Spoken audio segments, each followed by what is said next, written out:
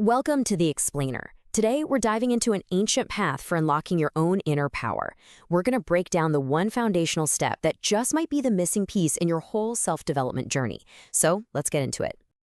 Okay, let's start with a feeling that I bet is super familiar. You start a new routine, right? A new habit, maybe some meditation, and you're all in, you're excited, but then a few weeks go by and honestly, nothing feels that different. That big transformation you were promised, it just kind of never shows up. So, what's going on there? Well, the source material we're looking at today says there's this one crucial first step that most of us just completely skip over. It's like a single magic ingredient, and it's the absolute prerequisite for any real, lasting change to happen. So what is that secret ingredient? It's a concept called sunyam, which we can translate as self-control. Now, this isn't about being rigid or punishing yourself. It's actually about empowerment. It's about making a conscious choice to live your life based on your own principles instead of just getting yanked around by every impulse and distraction. It really is the essential foundation for any kind of progress, whether you're looking for success in the world or for spiritual growth. Here's a really powerful way to think about it. Imagine your life is like a smartphone. Self-control, Sayam, that's your operating system, your iOS or Android. And every new practice you try to install, better health, more focus, that's a new app. Now, if your operating system is buggy, if it's unstable and crashing all the time, no app is going to run well, right? You have to stabilize that foundation first. And this slide just lays it out perfectly.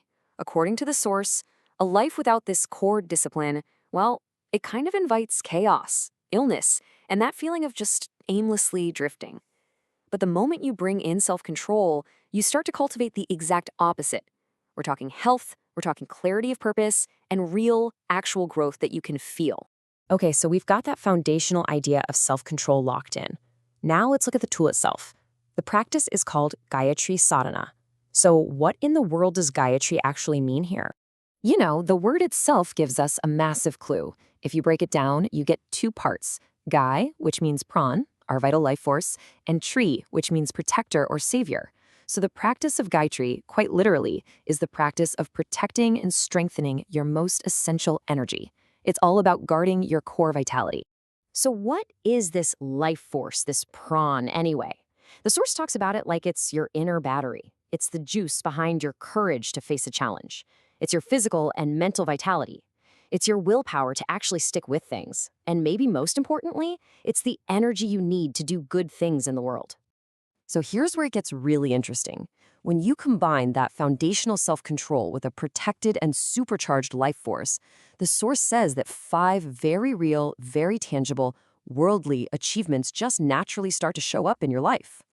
All right, let's dive into these 5 key attainments. And actually, we've kind of already touched on the first 2. When you have self-control and a strong life force, the first things to manifest are a long, healthy life and just a vibrant sense of energy. But believe me, it gets even more interesting from here. The third attainment is called praja, and this is such a cool concept.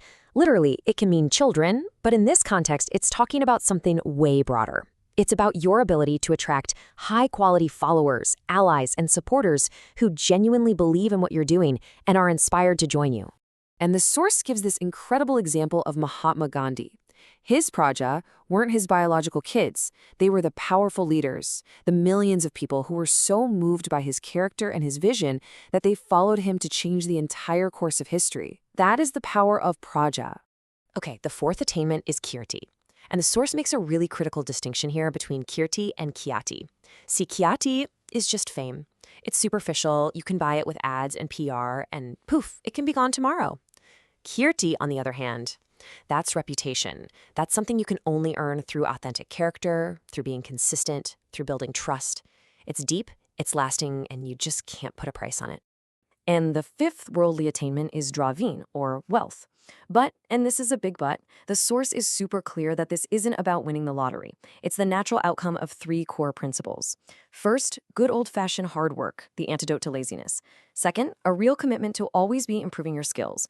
And third, frugality, just having the wisdom to live within your means. In this view, wealth isn't about luck. It's a byproduct of discipline.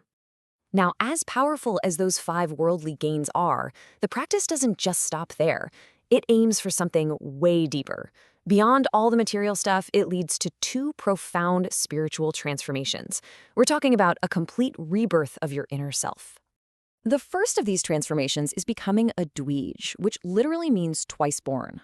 The way the source explains it, our first birth is physical, right? Where we're often just driven by basic, almost animalistic instincts like hunger and survival. The second birth is spiritual. It's a conscious graduation from that instinct-driven life to a higher life, one that's guided by purpose, by principles, by real human values. And that brings us to the ultimate attainment, which is Brahma Virchas. This is described as a kind of spiritual radiance. It's an inner strength and purity of character that gets so powerful, it can actually influence the world around you in a positive way. Not through force or being aggressive, but just by its sheer presence. And this brings everything right back around. The source asks what kind of power allowed a man like Gandhi, who was physically so frail, to stand up to the might of the British Empire and inspire millions. It wasn't muscle, and it wasn't money. It was this spiritual power, this Brahmavarchas.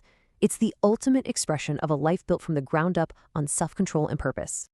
So if there's one thing to take away from all of this, it's this. True, lasting transformation in your outer world and your inner world. It doesn't start with some fancy, complicated new technique. It begins with a simple, humble, foundational practice of self-control. That is the master key that unlocks everything else. So the only real question left is, what are you going to unlock first?